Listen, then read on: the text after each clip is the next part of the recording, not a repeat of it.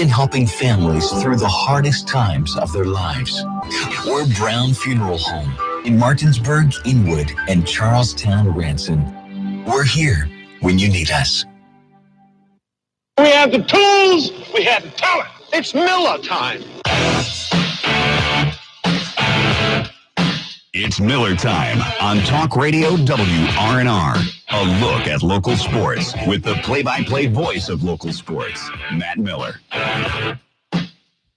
Welcome into Miller time and happy Friday, everybody. It is the weekend for the majority of working people after that 5 o'clock hour, 5:06 at Talk Radio WRNR right now. Matt Crawford here with you in studio. Matt Miller taking the evening off. He's been doing the morning shift for Rob Mario, who has been out all week taking a vacation up to Deep Creek. We hope Rob enjoyed his week.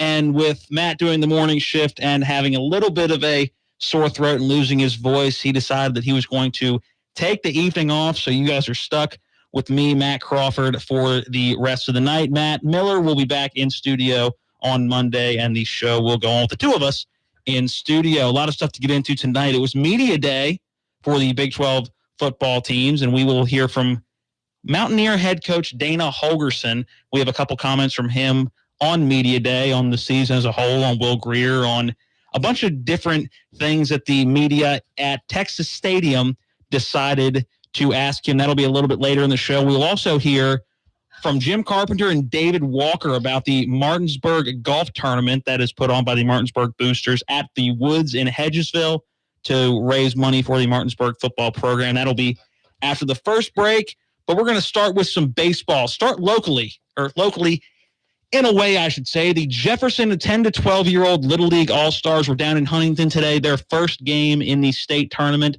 Bi-State and Martinsburg Bi-State and Jefferson representing the district. Jefferson, big win today over Cerrito Canova, 10-0, a 5-inning Mercy Rule game. The pitcher, Caleb Fletcher, really the star of the game, 10 strikeouts.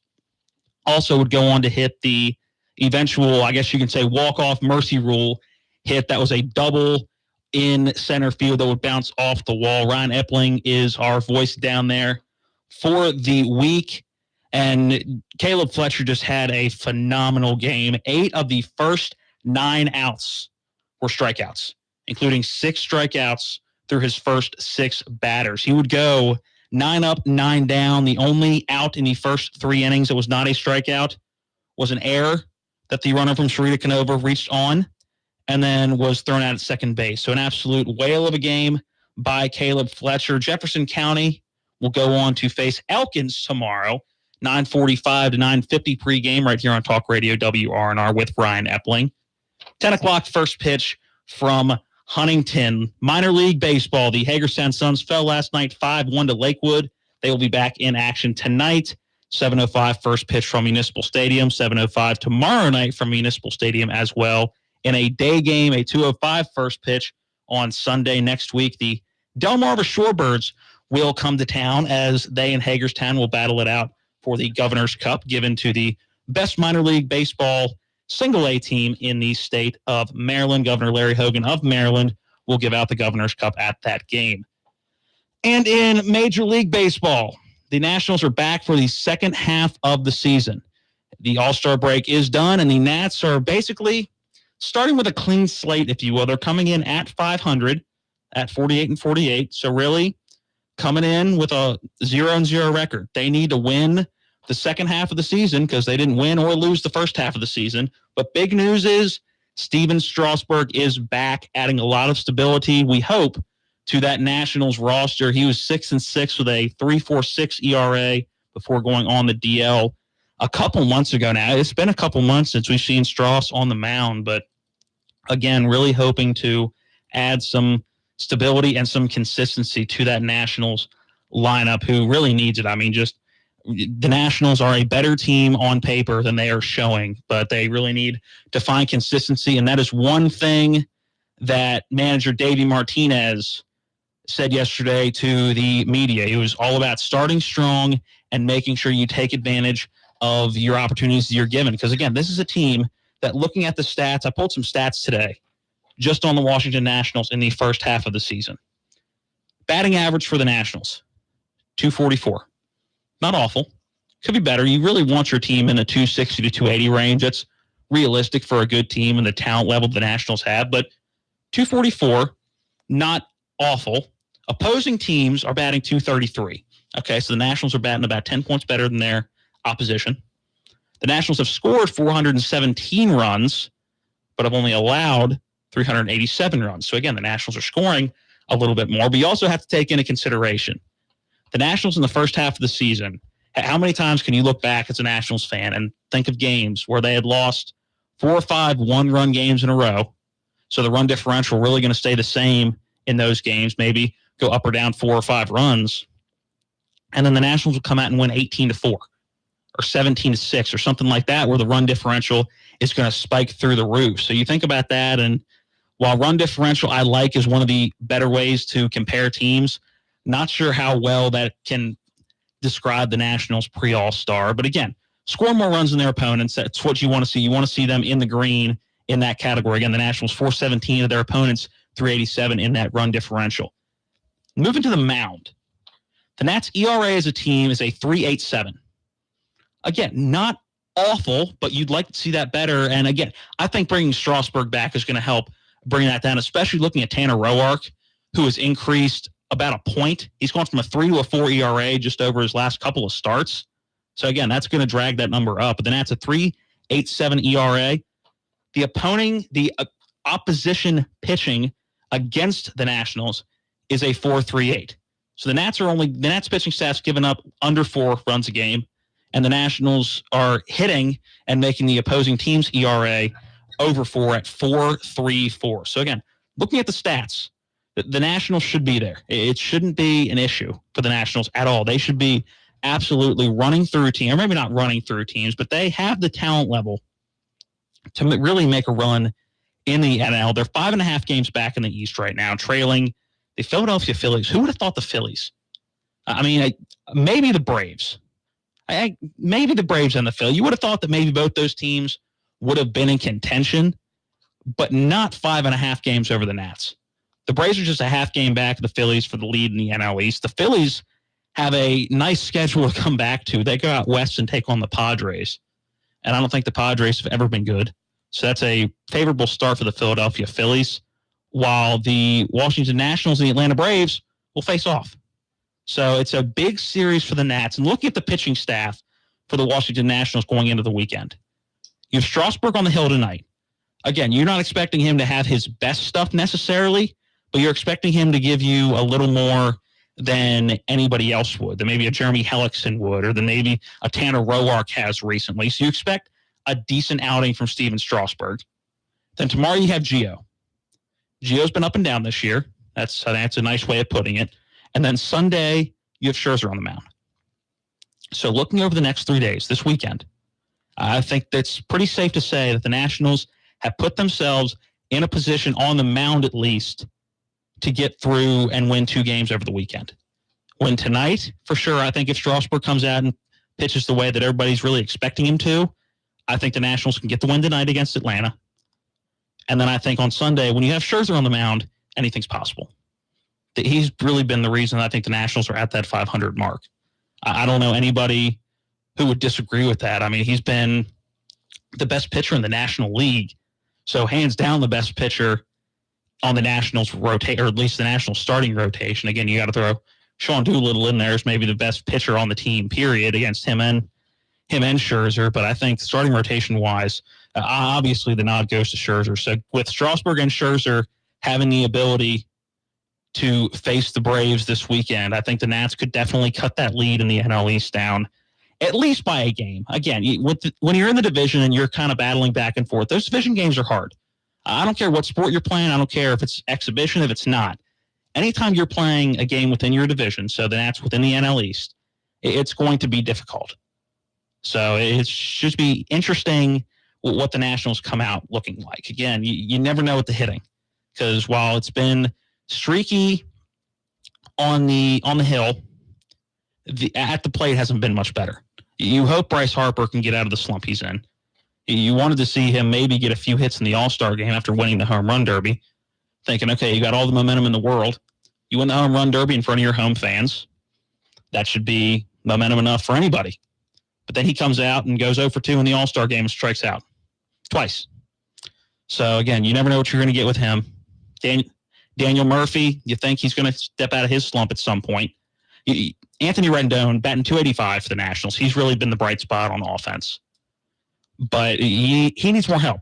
Juan Soto is 19 years old. He's playing phenomenal for a 19-year-old. He has slowed down since he first came onto the scene in late May, but you can't expect the 19-year-old to really carry your team offensively with names like Daniel Murphy and Bryce Harper.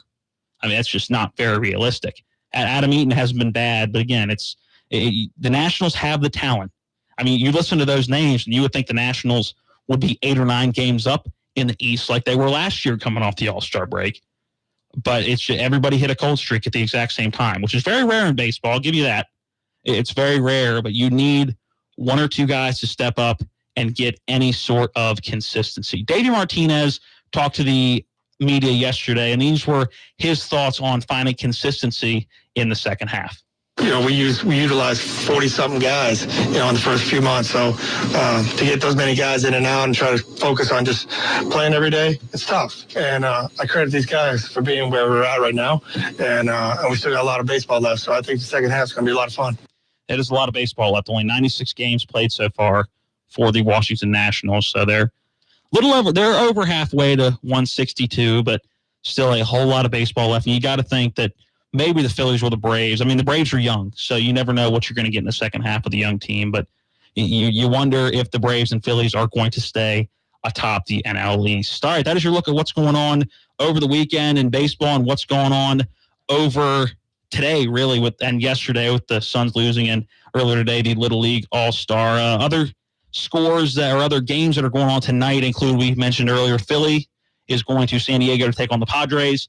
And the Orioles will try to avoid loss number 70 in their first game back from the All-Star break, as they will go north of the border to Toronto to take on the Blue Jays. All right, we got to get in our first break. When we come back, we will talk some golf for football, as we will re-air a conversation that was heard earlier this week on Eastern Panhandle Talk with Rob and Dave, well, Matt and Dave this week, where Jim Carpenter and Dave Walker were in for Martinsburg football talking about the golf tournament that will be held by the Boosters at the Woods coming up on Monday. That and much more coming up soon after this break on Miller Time.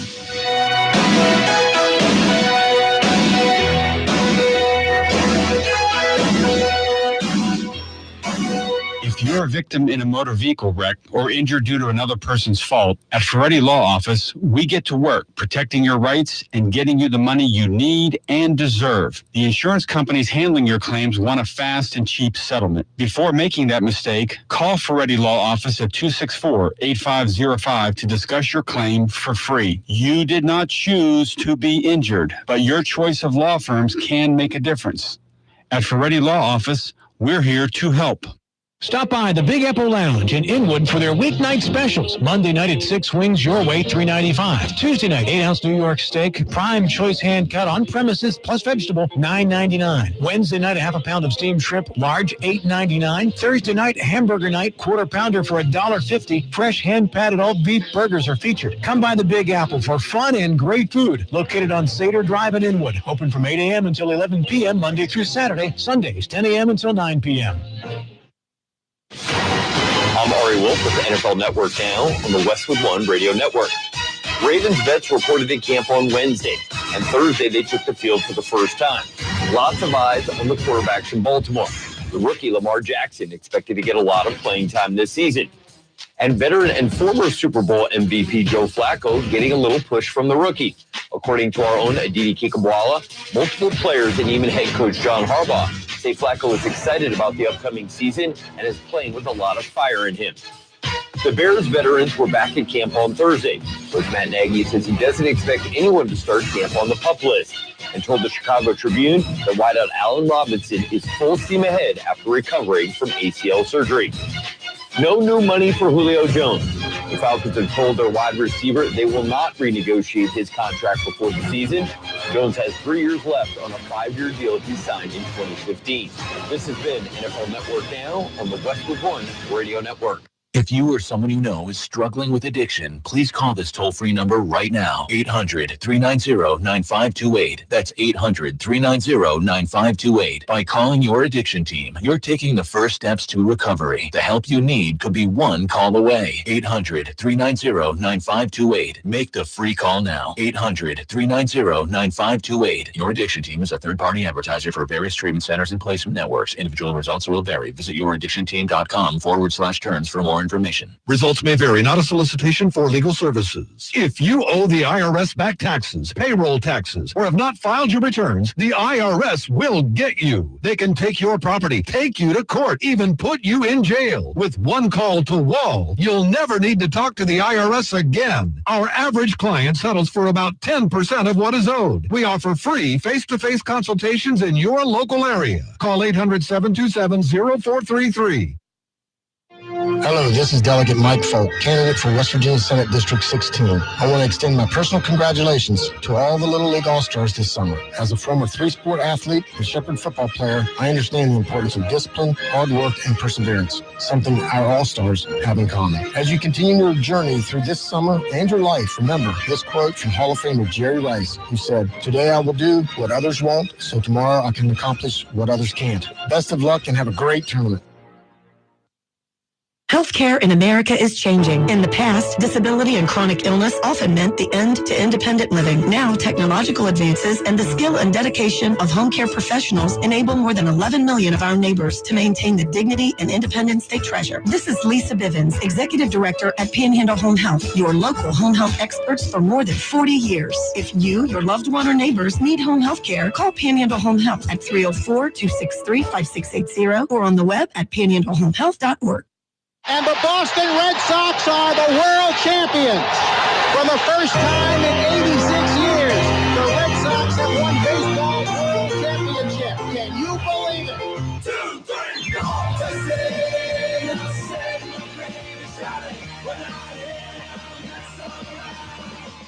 And welcome back into Miller Time on this Friday evening after 5. We are on to the weekend for the most part. I got about another half hour before I can start enjoying weekend festivities. Hope you guys are all off work and enjoying Miller Time on your ride home. All right, earlier in the week, head coach of Martinsburg football, Dave Walker, was joined by Jim Carpenter on Eastern Panhandle Talk in the morning to promote the golf event at the Woods, the Tournament of Champions at the Woods, promoting the Martinsburg football team, and it is a fundraiser golf event. So we're going to re-air that and give you some information on if you want to join and be a part of this golf tournament and raise money for the Martinsburg football team.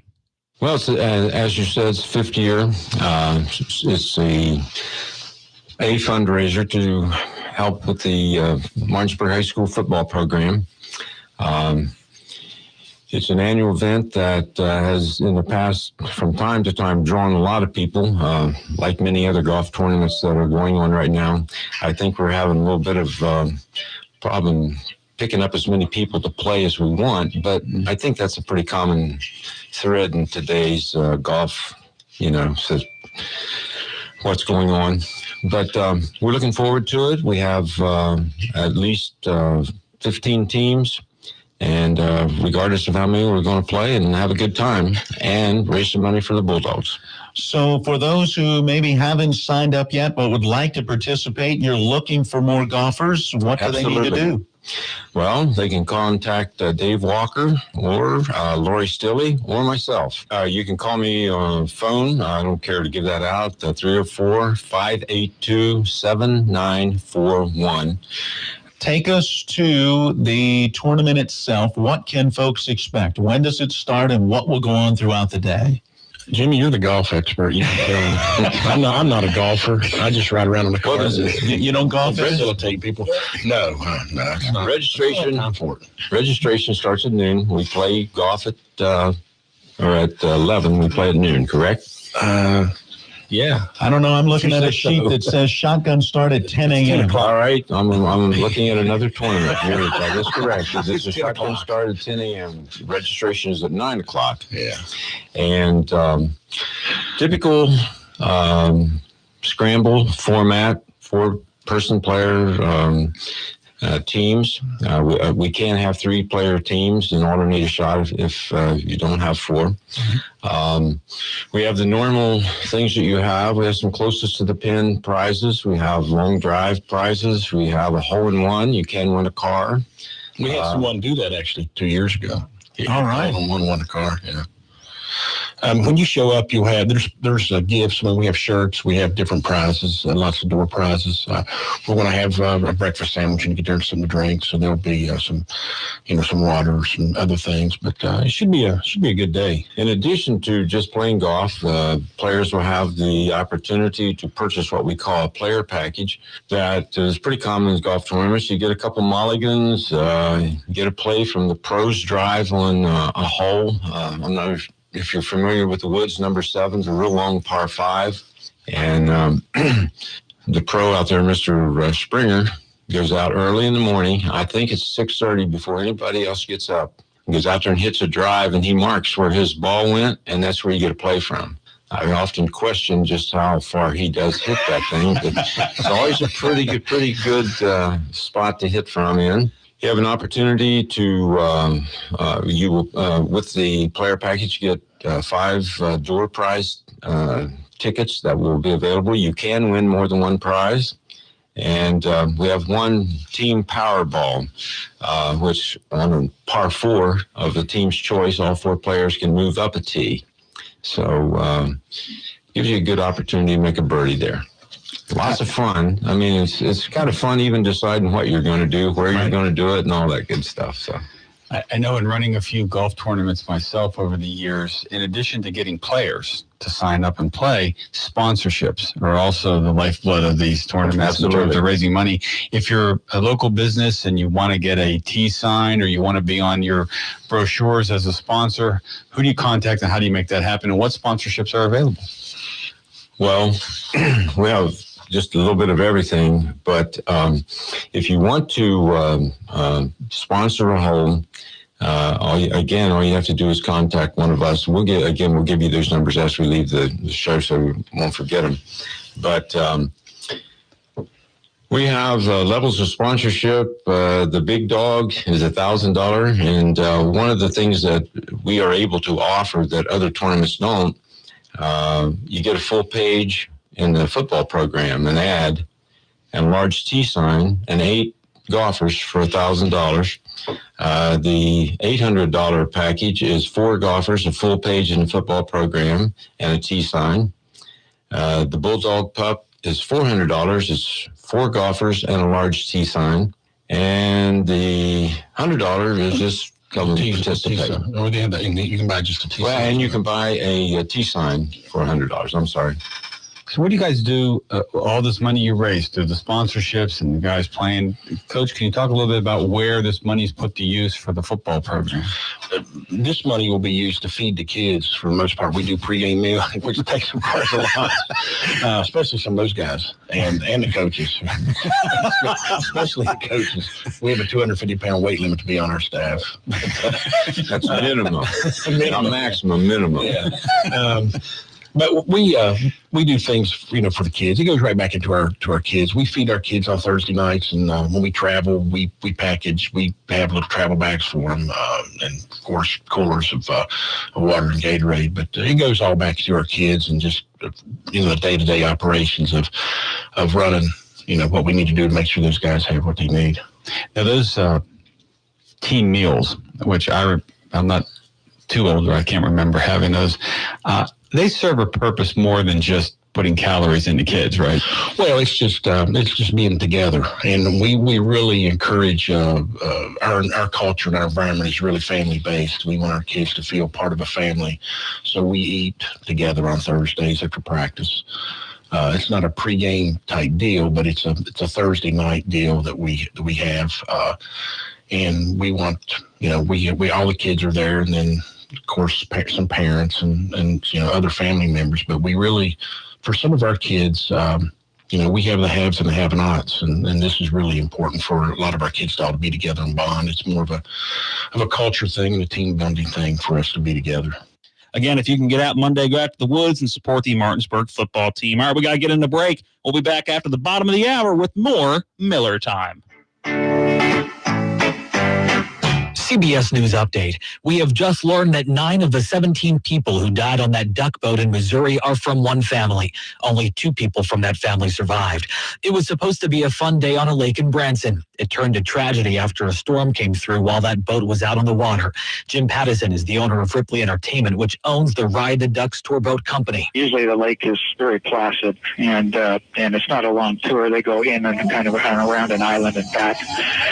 And we'd had other boats in the water earlier, and it had been a very sort of calm experience up until this came very suddenly. CBS News transportation correspondent Chris Van Cleve. If you look at the video from this incident, you will see that there's a canopy that's on top of where the passengers would be, that those canopies can make it hard to get out. The NTSB is going to look at what role did that canopy play in the survivability of this accident. Again, 17 dead, including the boat driver. CBS News Update, I'm Matt Piper.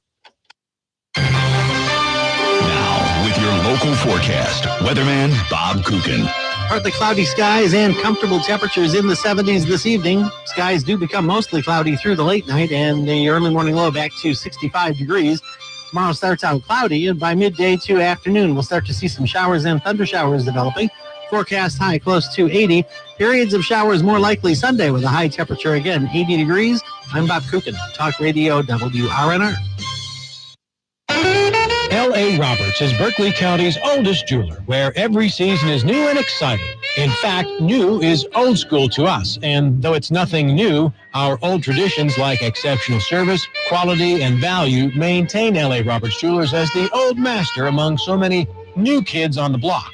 Whether you are a newcomer or part of the old guard, entrust all your fine jewelry needs to L.A. Roberts, Old World Jewelers for a new age, in historic downtown Martinsburg. The Mountaineers live on Talk Radio WRNR. It's intercepted. Here's Kenny Robinson down the right sideline. It's going to be a foot race. He's at midfield. He's to the 40, being pursued. He gets away to the 25, 20, 15, 10, 5, end zone, touchdown.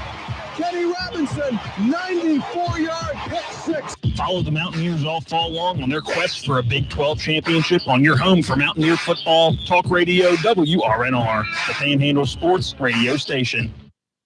Your NBC Sports Radio update starts now.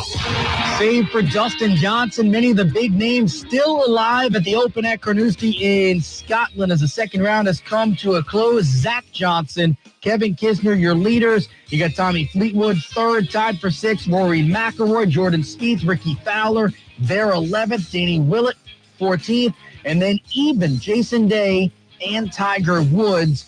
Yogi Ferrell, the guard for the Mavericks, no more. He backed out of that agreement and signs with the Kings, 2 years, $6.2 million. And the Lakers reportedly have inked Michael Beasley, adding him to a very interesting roster. 15 total baseball games looking ahead to 10:07 Eastern. Astros at the Angels. Good pitching matchup. Dallas Keuchel and Tyler Skaggs. I'm Keith Irizarry. It's NBC Sports Radio and the NBC Sports Radio mobile app.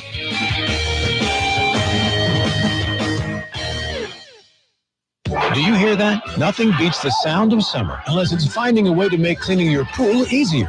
Now you can with Pool Life. Our complete line of premium pool care products is the easiest solution under the sun for crystal clear, clean pool fun. Get the most brilliant clean ever seen all summer long with Pool Life. Only at fine pool dealers like John's Pool Supplies, close to Gold's Gym on Eagle School Road in Martinsburg. Ask about quality PDC hot tubs. Phone 267-2000 or go online at johnspoolsupplies.com. The Wellness Center at Berkeley Medical Center introduces a healthy way of life. It's not just another diet, but a weight management program developed by the Wellness Center that includes metabolic testing, a simple 10-minute breathing test that determines how many calories your body actually needs, followed by working one-on-one with a health coach to develop a personalized mix of exercise and nutrition to tip the scales in your favor towards successful weight loss. A lifetime of good health awaits at the Wellness Center. For more info, call 304-264-1232.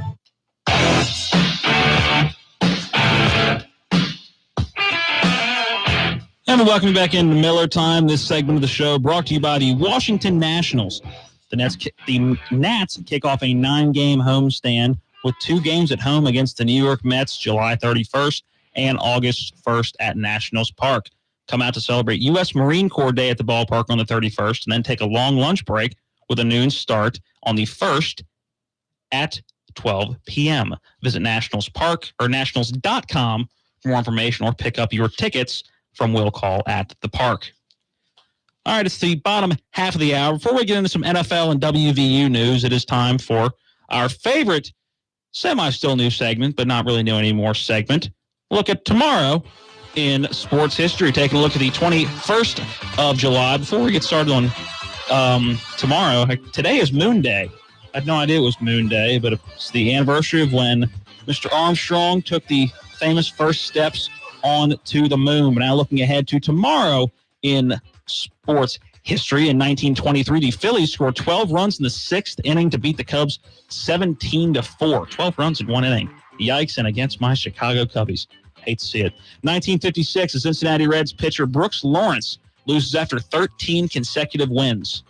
Not a bad little streak there, 13 consecutive wins. 1957, the first black player to win a U.S. tennis tournament, Althea Gibson. 1959, the Boston Red Sox, the last team to use a black player, Pumsey Green. So two pretty significant events when it came to integration in professional sports tomorrow in sports history. 1973, the Braves' Hank Aaron hits Ken Brett's fastball for his 700th home run. Still amazes me that the spike in home runs over a short period of time when it came to Major League Baseball, even looking back to the Babe Ruth era, moving on through the 50s, 60s, and 70s, how quickly the long ball became huge in Major League Baseball. 1975, Billy Martin fired as the Texas Rangers manager. That one's for our own Matt Miller, who is probably listening somewhere out there. 1989, Mike Tyson knocks out Carl Williams in 1 minute and 33 seconds to win the heavyweight boxing title. And one more for you. In 1996, Wayne Gretzky signed a 2-year deal to be a New York Ranger. That is your look at tomorrow, July 21st, in sports history. All right, we're going to bring in some NFL. I don't even want to say it's news, but it's a lingering story that has taken so many twists and turns throughout the time it has been an issue, or not even an issue, just been a controversy in the NFL. It's the whole anthem policy and whether people should kneel or not kneel for the anthem, or what in the world the NFL should do, what teams should do. A couple days ago, or I guess we should start a couple weeks ago, when the NFL decided they were going to come out with a rule, which I thought was one of the better rules that Roger Goodell had ever made. Maybe not one of the best, but one of the ones that made the most sense for both sides, meaning the NFL and the NFL Players Association. But they came out with a rule that if you were on the field, you were required to stand for the national anthem. If you didn't feel like standing, you were allowed to stay in the locker room, where the old rule was everybody had to be out on the field for the national anthem. Okay, everybody knows that rule was made. We've talked about that multiple times on Miller Time throughout the last couple of weeks, even probably back in the last month. Came out about a week and a half ago that the NFLPA was not too happy about that rule. Number one, there was apparently some controversy that that the NFL did not properly inform the NFLPA about this rule, and when it comes to player rights, apparently the NFLPA is required to know. Other things that were said from the NFLPA were that they were taking civil liberties away from the players on the field. Last week, Miami Dolphins came out, and I guess it wasn't even last week, it was earlier this week. The Miami Dolphins came out and said that players that knelt on the field during the national anthem would face up to a 4-game suspension from the team. So the Miami Dolphins taking a very hard stance on this, and really the first time that we've seen a team take a stance on this at all, except for maybe Jerry Jones, but this is the first time suspensions have ever been formally announced from a team onto players. Well, yesterday it came out that the NFL and the NFL Players Association had been talking, and they have now decided to freeze the rule that requires you to stand if you're on the sideline or be in the locker room. I don't know why the NFL decided to freeze. I don't know why they gave in. This is one of the smartest moves for this specific controversy. And I think okay, so you're going to have the argument that it's going to take away civil liberties. Okay, at the end of the day, you're still an employee of an employer. If your employer decides that he wants something done, it is your job as the employee to do it to the best of your abilities. If your employer says, I want you to jump and touch the ceiling, you jump and touch the ceiling because that's what your boss told you to do. And I don't see this as any different. Now, there are people that say it's still civil liberties, you still should be able to do what you want. But to me, I think that since there would be really a no-win situation in here, I think that what Roger Goodell and the Rules Committee made was a very, very good alternative, giving two different options and still a way to protest, because obviously people may notice if somebody's not on the sideline, which would make you know, okay, they're still protesting something. But it's also a way to show unity and show respect for the United States and for the flag. So I'm not a big fan of the NFL kind of backing down on their stance. We're bringing Caleb Falero because, again, it's kind of boring talking to a mic by yourself all night. And Caleb's a football fan, a Baltimore Ravens fan, and he is our news guy, so he's big into this controversy in itself. Caleb, I don't think we've ever gotten your full opinion on what this rule necessarily was and whether you were a fan of it and whether you think the NFL should back down. Well, as far as the rule goes, I'm not the biggest fan of it, but here's the thing about the whole why they're freezing it. The NFL also required all teams to submit how they're going to punish players for not standing for the anthem, and the Dolphins were the first one to submit their plan of the 4-game suspension. And I think the NFL just thought that's too harsh, and that they had to freeze it. I think that's why they froze. See, if it's too harsh, then why did you pass to begin with? Well, and this was not. I don't think it was that controversial of a rule when it was announced. There was no big uproar about the NFL's take. I mean, obviously you had certain groups and certain players that were like, we're still going to kneel. We're still going to do what we think is right. But I think overall, when it comes to rules that have changed in the NFL since Goodell took over as the commissioner of the NFL, I think this was one of the smarter and more balanced rules. I guess just depends on where you are, where your stance is of if they should be able to stand or kneel or sit or stay in the locker room. But yeah, I just really think that if it would have just been the fines, then the fines for not standing for the anthem, then the NFL would be okay with that. They wouldn't mind fining these players. But when you have to take the Jarrell Casey's of the league, the bigger stars, and their team rule is you're going to get a 4-game suspension, the NFL doesn't want that for themselves. They want the fans to keep watching these stars play. All right, before I give you my answer to that back, anybody that wants to chime in, give us a call at 304-263-6540. Again, 304-263-6540. I want to hear if anybody else has an opinion over the rule itself and whether or not you think the NFL prematurely backed down. But what I go back to is at the end of the day, NFL players are still employees and NFL owners are still employers. There are certain rules that you and I have to follow here that we may not agree with. I would love to wear shorts and flip-flops every day, but that is not a rule that I can follow here. I'm required to wear shoes that cover my toes. I understand that's a rule. I've abided by that rule. But at the end of the day, it's rules you have to follow when you're an employee. To me, okay, you can make the argument for a civil rights or civil liberties rule for this, but at the end of the day, I still think this comes down to an employer-employee relationship. Yeah. Another thing I didn't really think of is that it kind of gives an unfair advantage to the owners that aren't as heavy against the anthem. But like the Jets owner said, I'm not going to punish my players. Does that give star players that want to protest? Does that give the Jets an advantage to get those players? No, I don't think, because at the end of the league when they made this rule, which again, this could change because the rule is frozen right now. But when they came out with this rule, they originally said the team would get fined, not the player.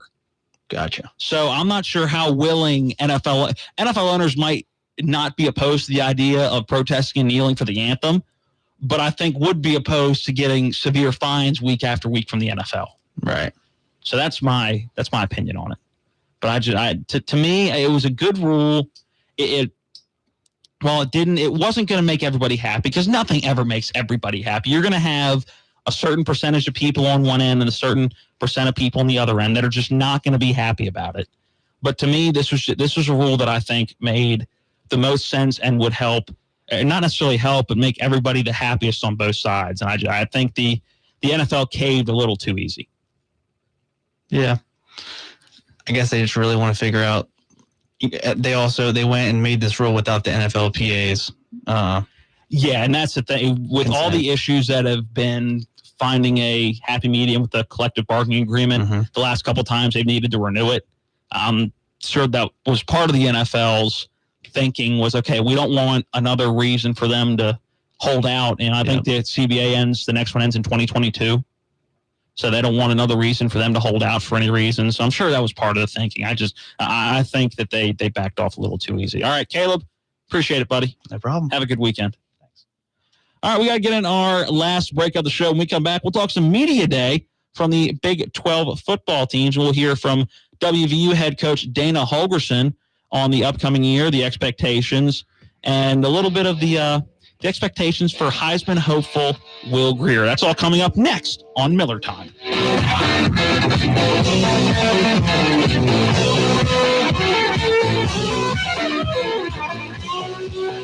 Since 1877, Farmers and Mechanics insurance companies have proudly supported our local community. Farmers and Mechanics has the insurance products to meet your needs, including home, auto, farm, dwelling fire, business owners, and umbrella coverage. Please contact your local independent agency for a review of your insurance needs and ask for a policy from the company that knows you best. Farmers and Mechanics Insurance Companies, just off Edwin Miller Boulevard on Administrative Drive in Martinsburg. FMIWV.com.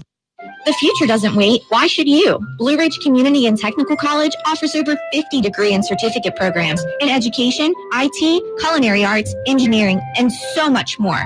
Small class sizes, flexible schedules with evening and online classes with affordable tuition, plus financial aid is available to those who qualify. Now you can go to college. Visit us online at blueridgectc.edu. That's blueridgectc.edu. Stop waiting and enroll today.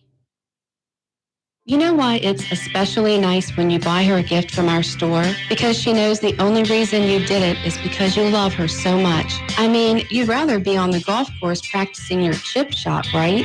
The golf course is like your home away from home. As for jewelry stores, you can't wait to get out if you do go in. Hi, I'm Lori from Bechtel Jewelers. And guys, the good news is she really will know you did it for her. You stepped out of your comfort zone in a big way, all to please her. And she will love you for it. She knows where you'd rather be, and it really tickles her that you came to her home away from home.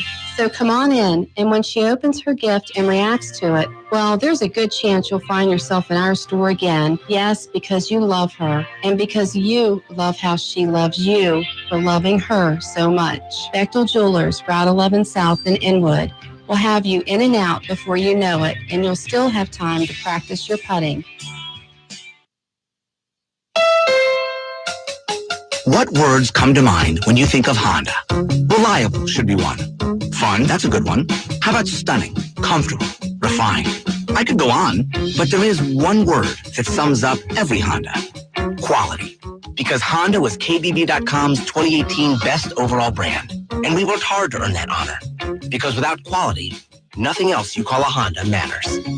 So whether you choose the sizzling Civic, acclaimed Accord, adventurous HR-V, fearless Fit, awesome Odyssey, conscientious Clarity, remarkable Ridgeline, polished Pilot, or sporty CR-V, you know you're getting Honda quality that's truly unmatched. In fact, we make sure of it. For over 16 years, our family-owned dealership has served drivers from all over the tri-state area. Miller Honda, 3985 Valley Pike in Winchester, home of a lifetime powertrain warranty. MyMillerHonda.com. Keystone 2018 Brand Image Awards from Kelly Blue Book. Visit KBB.com for more information. Don't miss a second of the action as the 10 to 12-year-old Jefferson County Little League All-Stars try to make their way through the Little League All-Star State Tournament. Jefferson County beats CK 10-0, and Jefferson will advance to winners bracket play tomorrow morning at 10 o'clock. They will take on District 8 runner-up Elkins. Brian Effling will have the call from Huntington throughout the state tournament. On your area home for Little League Baseball, Talk Radio WRNR, your local leader in talk news sports.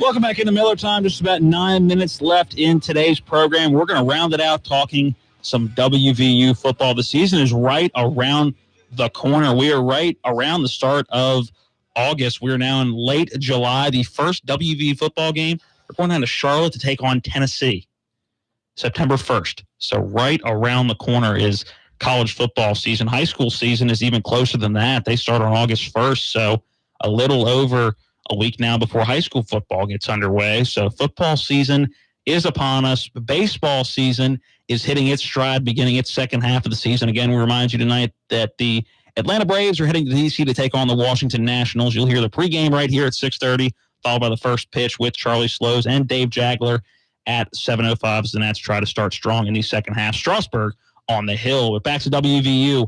Big expectations.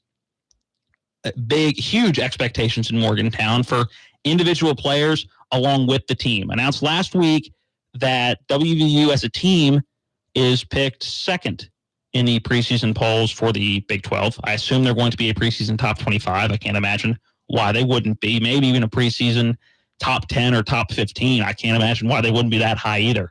But also high expectations on Will Greer, who is a Heisman hopeful. The Heisman campaign has started. So a lot of interest in the West Virginia Mountaineers at Big 12 Media Day. We got a little bit of sound from the long interview that Dana Holgorsen did with the media down in Dallas a couple days ago. So we'll start with Dana's thoughts on the season and how they are handling the expectations.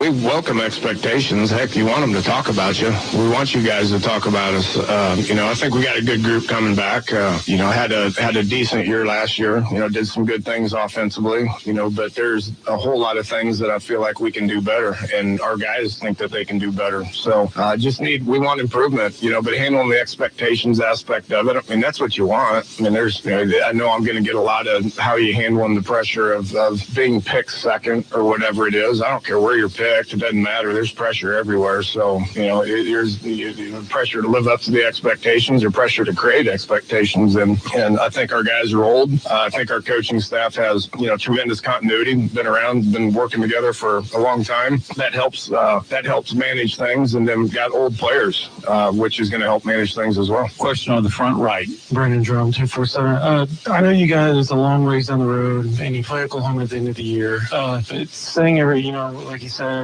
you guys have high expectations. Everybody's expecting you all, Oklahoma to be the top in the Big 12. Having that said, if that's how it plays out, you guys have to play back-to-back. How do you, handle that, playing back-to-back that quickly within consecutive weeks? Don't know, never done it, and not going to think about it. We got to play Tennessee. That's our first game. That's our focus. Obviously we've been in this league for 6-7 years now, so there's familiarity with every opponent in the league. The back-to-back thing, I don't know. I'm sure it's happened before. We get to a point to where that's something that we have to deal with. We'll research it and we'll deal with it the best way possible. Again, Dana Holgorsen on the expectations of the West Virginia Mountaineer football team and a big game to start. Again, Tennessee, a powerhouse in the SEC for a long time now, and Dana Holgorsen's next set of questions was about starting with Tennessee and really the last couple of years starting with big Power 5 conference teams. Yeah, we're gonna play Power 5 schools.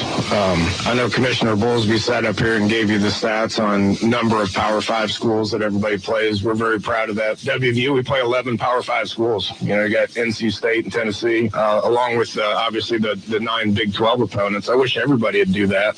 It's not quite fair that we have to play that schedule, and then you got some schools and some other respective conferences that play 9. They play 9 Power 5 schools. So So it's uneven, but we're going to keep doing it. It's fair to our fan base to be able to play local schools that they remember great games in the past. Tennessee's never played them, but they're our neighbor. And then we're going to play that game in Charlotte, which is our number one alumni base in the United States. So it's going to be exciting for everybody. Our players are excited about it. Our fan base is excited about it. We got Pitt and the old backyard brawl is going to be coming on the schedule. Penn State's coming on the schedule. We got Maryland on the schedule. We're going to play 10, 11 Power 5 schools every year. And that's huge. I can't stand looking at the Alabama schedule and teams that are perennial powerhouses year in and year out. Now, I'll give West Virginia their respect on that, because while they're starting, or at least their equality with the next comment I'm going to make, is just that a lot of those big schools that are perennial powerhouses don't play anybody until the 4th or 5th week of the season. I mean, even you look at Big Ten schools or schools that aren't necessarily SEC schools or ACC schools, any of the Power 5 conferences, a lot of times they're playing the little sisters of the poor and 1AA schools before they even get into their first game within conference. So I like the fact that WVU last year started with Virginia Tech. This year starting with Tennessee. You already bringing back the Pitt, the Maryland Rocks, so stuff like that. But it's nice, and I think that I completely agree with Dana Holgorsen when he says that he believes that all the Power 5 powerhouse conference schools should strengthen their schedule. The fans want to see it, absolutely. I mean, who doesn't want to see there's usually a handful of phenomenal games to start the season, and this year WVU and Tennessee is going to be one of those games. But you don't want to see teams like Alabama open up with Albany. I mean, that's not a thing. You don't want to see those kind of. You don't want to see Florida State open up with Central Florida. I mean, those aren't games that you're not going to get pumped over the college football season seeing those kind of games. And so I really agree with Dana Holgorsen when it comes to that teams need to play higher competition, because number one, I think it helps you throughout the season. I think last year, while WVU didn't necessarily reach the expectations they had when it came to the end of the season, I think the fact that they played Virginia Tech tough at the beginning of the season really prepared them more than a lot of other teams were. So I think that 100% helps out a lot. All right, one of the other questions he was asked, probably the last we'll hear from Coach Holgorsen today, was on Will Grier. Obviously, Will Grier, one of the top picks for the Heisman this year, and this was just Holgorsen's comment on how he feels Grier is going to handle and whether he believes that Grier has what it takes to be a Heisman quarterback.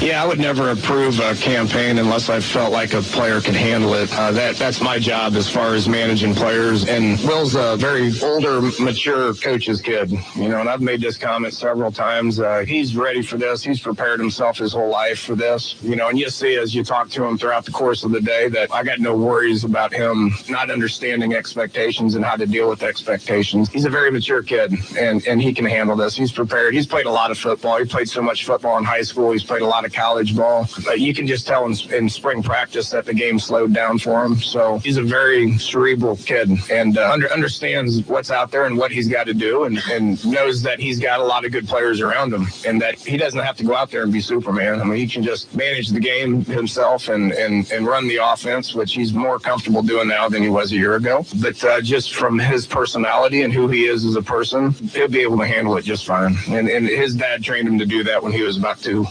So that job was already done by the time I got him. Again, should be an exciting season in Morgantown, as some high expectations for the Mountaineers. All right, that is it for Miller Time for this week. Matt Miller will be back with me in studio next week, so we hope you enjoy your weekend and tune in again on Monday. You've been listening to Miller Time on Talk Radio WRNR. We'll see you again at 5 o'clock on Friday. Don't forget to tune in to Nats Baseball coming up at 6:30, 7 o'clock. First pitch. You're listening to Talk Radio WRNR Martinsburg. Now your local news from Talk Radio WRNR. The Martinsburg Police Department yesterday announced the 29th initiation of the city's drug house ordinance for the owner-occupied rental property at 418 West John Street. After a successful undercover surveillance and drug investigation, they found the residence was the hub of an illegal drug selling operation in the area conducted by the tenants, Casey Silver and Tori Stotler. Police executed a search warrant on Monday, during which they discovered drug paraphernalia and found 3 young children.